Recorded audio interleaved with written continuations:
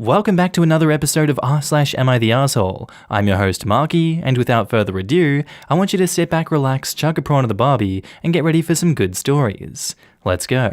Would I be the asshole if I reported my new neighbour for antisocial behaviour? I own an apartment in a very desirable building with extensive maintained grounds. These grounds are purely ornamental though, and are never used as a garden. Most residents have balconies, however, some of the one-bed apartments don't. Irregardless, in my 2 years of living here, I have never seen anyone use the grounds as if it is their personal space. We have been experiencing a heat wave, and for the last 4 days, I've noticed a woman sunbathing on the grass. She brings a blanket and a book and is out there for hours reading in a bikini top and shorts. On the first day, I asked her if she lived in the building, and she said she did, having recently moved in. Later on, I saw her access the building with keys, so I don't think she was lying. She was literally out there from 10 a.m. till 4 p.m. Today, I saw her again and let her know that the gardens weren't to be used in that way. She told me she was a resident. I think she rents, as I know most owners in the building, and was under the impression that the outdoor space is communal. She mentioned her realtor had told her that, and it was a huge reason as to why she moved here. I was a little intimidated by her, so I didn't argue too long. I just reinforced that the grounds weren't for sunbathing, but I later shared a photo of her from my window and shared it with the residents' WhatsApp group to remind others to call out this antisocial behaviour. Some residents agreed, but others said I was being weird. Someone added the new tenant to the group, and she posted a long message approving if her attire made people uncomfortable, but she wasn't going to stay inside in 30-degree heat when she has green space right outside. I am considering reporting her to the landlord if she continues. Am I the asshole? There are plenty of parks nearby. Edit for more information. Firstly, for all those calling me Karen, I am a 29-year-old man. I am not unhappy or alone.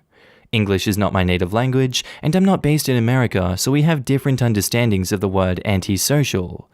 In my country, annoyance to your neighbors is antisocial. Her lying outside half naked makes our building look tacky. She makes it look like a university dorm. This could lead to apartments losing value. I know she rents as there is great demand for apartments in this block, and it's a big deal when one is for sale. I don't imagine she lives in a flat with a balcony. I don't think I'm being classist either, as these apartments are all very expensive, and she must pay expensive rent to live here. I also don't think she would pay towards grounds costs. Her landlord would. I wouldn't mind so much if she placed her blanket slightly further away from the front lawn, as she's on full display for anyone approaching the building. I do not get why she can't go to a park. She's already comfortable being half naked in public, so why not a park? I will accept that I shouldn't contact her landlord about this, and perhaps there was no need to photograph her, but I still maintain that sunbathing out front in public view is tacky and is a serious annoyance to neighbors everywhere. Now in the comments, Hot Audience asks, why is her sunbathing in communal spaces bothering you? Also, how is her behaviour antisocial? If anything, yours is. You're the asshole. I agree. Who takes a picture of their neighbour using a communal space to blast them on social media?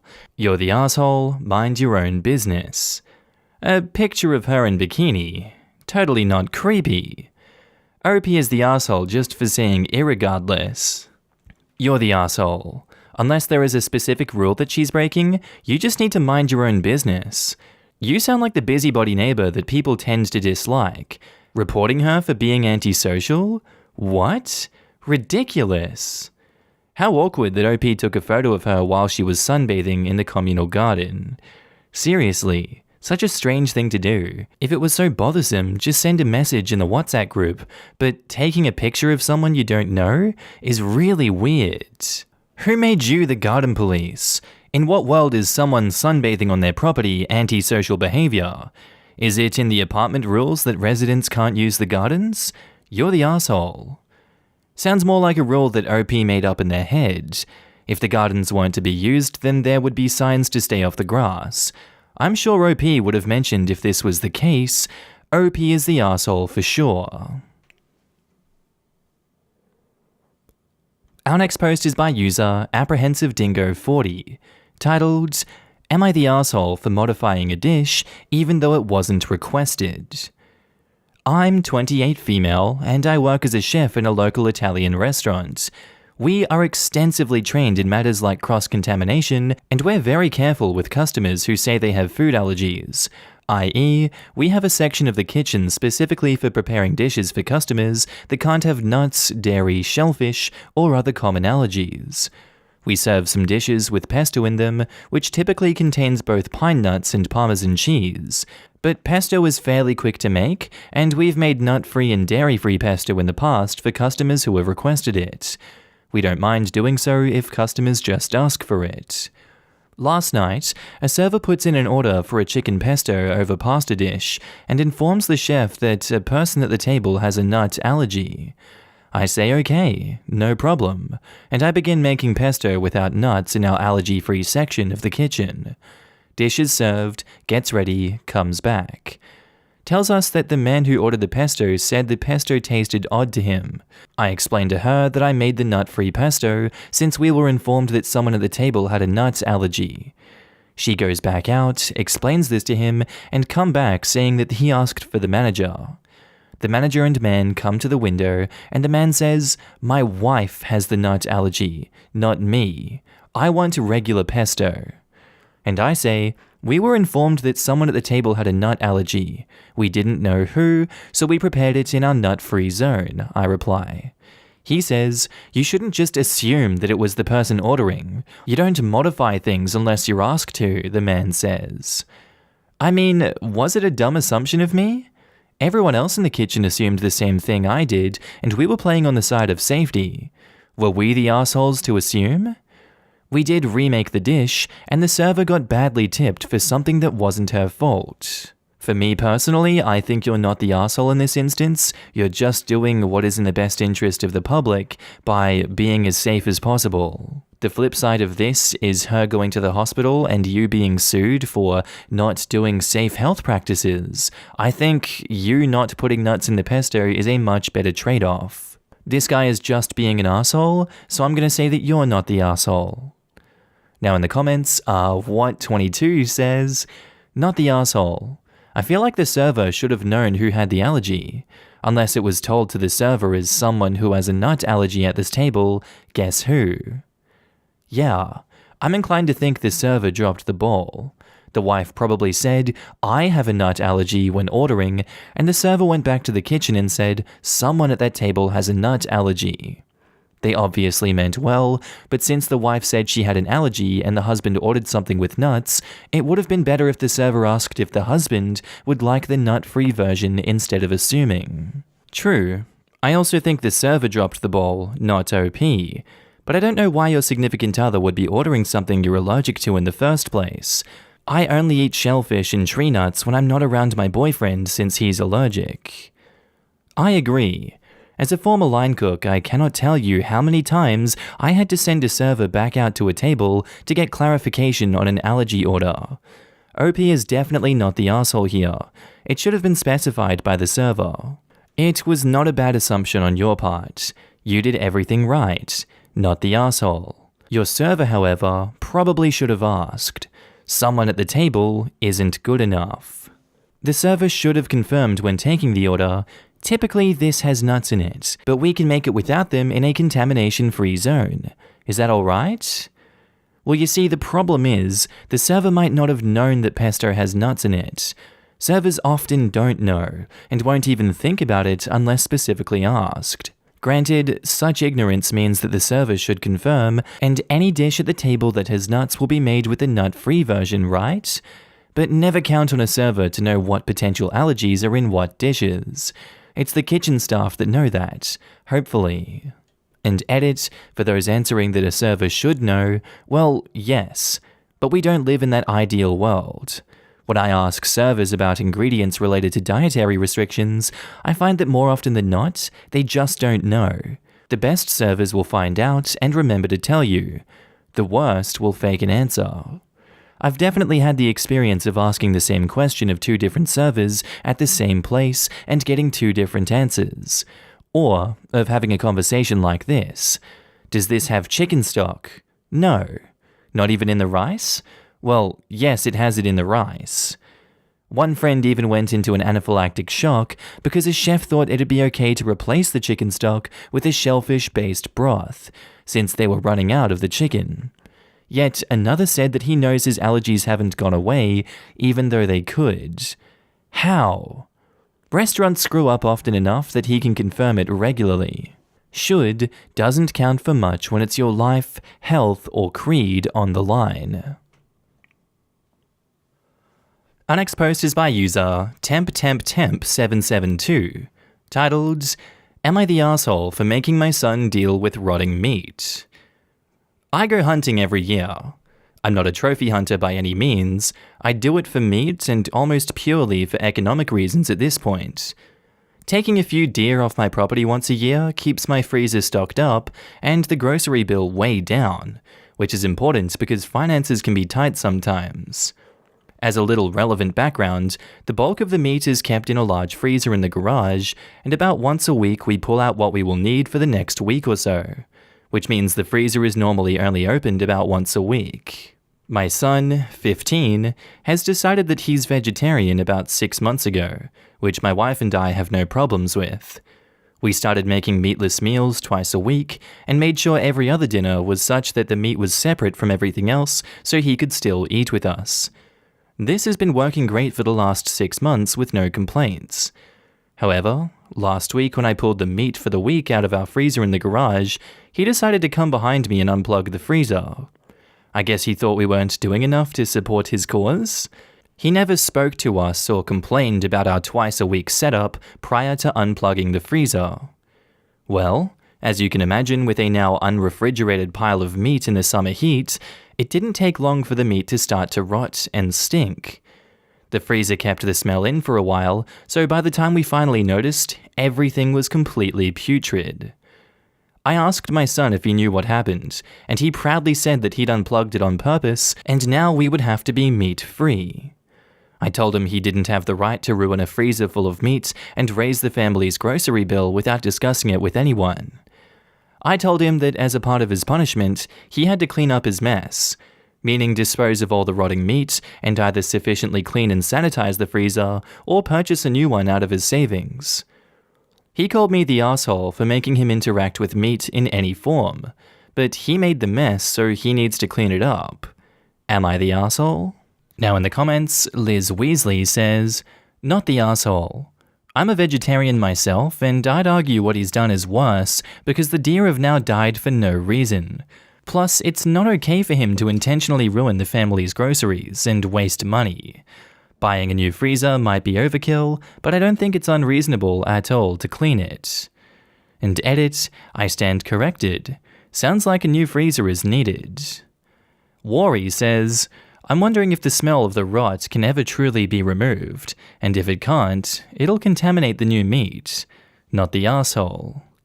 Can confirm. A tube of rotten turkey meat somehow ended up in my washing machine and ruined a load of laundry. It took filling the entire thing up with bleach and vinegar several times over the course of a week to tame the smell, and another 2 weeks of daily cleaning with several packages of the machine cleaner tabs to completely eradicate the smell. Chances are, the smell in OP's freezer saturated the internal insulation. The entire unit would be ruined if that's the case. I want to say one thing says, 1000% not the asshole. I'm plant-based, have been for 4 years, and I wouldn't even unplug someone's meat supply because it is against the whole point of being vegetarian or vegan. It forces additional deaths of animals completely unnecessarily. By the way, you hunting a couple of deer per year that are on your property, and presumably of decent size and age, is actually more ethical of you than your kid destroying all the stores of your deer meat. Best of luck dealing with him. He needs education in not eating meat. And GhostRider623 says, not the asshole. And I've also smelled the very specific and unforgettable smell of a freezer full of game some arsehat left unplugged for a year. He will never forget this lesson. He'll need a Tyvek painter's suit from a home improvement store, gloves, goggles, and like 6 jars of Vicks Vapor Rub, and it still won't be enough, and to warn the neighbours. And our next post is by user Haunting Question 329, titled, Am I the asshole for getting mad at my pregnant sister for not being excited for my wedding because I didn't choose a date that she wanted me to? So I'm 27 male, getting married later this year. Earlier this year, when I finalized the wedding date, my sister asked me if I could move the date forward because she would be 39 weeks pregnant and she can't risk attending the wedding. That wasn't possible because my best friend who lives out of the country was only free during those days or he wouldn't make it. So I refused, and she said she was fine with it. Her and I were close, so I was bummed, but it was whatever. Now I'm planning my wedding with my fiancé, but the thing is, my sister doesn't even show a little bit of excitement for it. She doesn't even look happy about it and doesn't take interest when I ask her for her opinions. So I snapped, and I told her she could at least be happy for me if she isn't attending the wedding. She said she doesn't see why she should be interested. She is happy for me and my fiancé, but I can't expect her to show excitement about a wedding she isn't even attending. So I told her it was her choice. She replied she has a good excuse to not attend, but I could have moved the wedding ahead a bit, especially when the bride had no problem. But I didn't, so now I don't get to be mad. I was shocked by how bitter she is. I didn't expect her to hold a grudge because she knows how close me and my best friend are.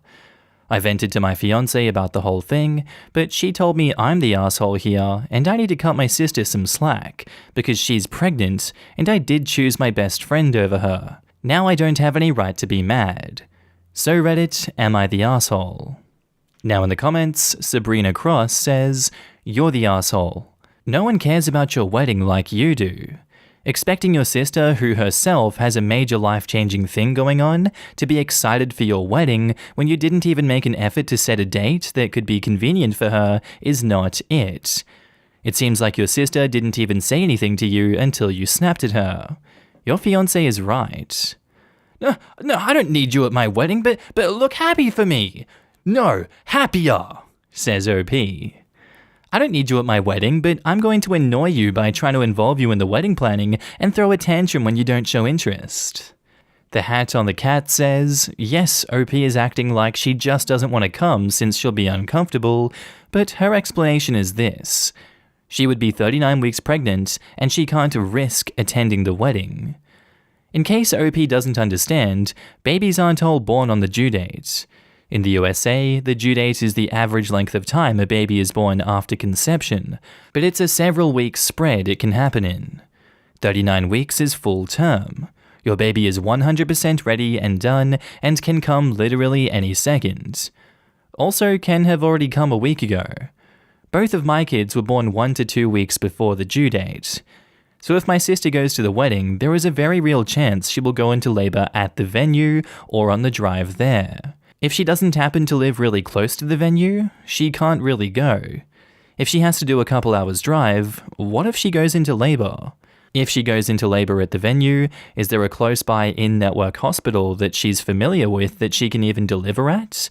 Not even talking about the fact that she won't get her doctor or any of the preparation she did beforehand, like taking a hospital tour to know where to go and how things work there. But she could get caught in labor on the freeway somewhere with no idea where to go. This is why I missed the last Thanksgiving we had before the pandemic. I so badly wanted to go, but I couldn't risk driving to my aunt's and going into labor in a middle-of-nowhere stretch of freeway. And quote, I vented to my fiancé about the whole thing, but she told me I'm the asshole here, and I need to cut my sister some slack because she's pregnant, and I did choose my best friend over her. Exactly, OP. You're the asshole. Your sister didn't choose not to come to your wedding. You picked a day she couldn't make it despite you being close.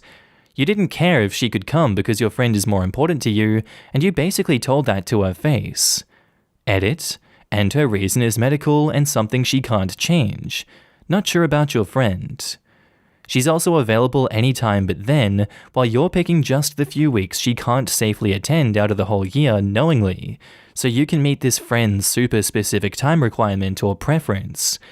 Now you're insensitive enough to keep talking to her about the big family event she wanted to be there at, and you're excluding her from because she's not important enough to you, to her face, and you're shocked she's not acting excited?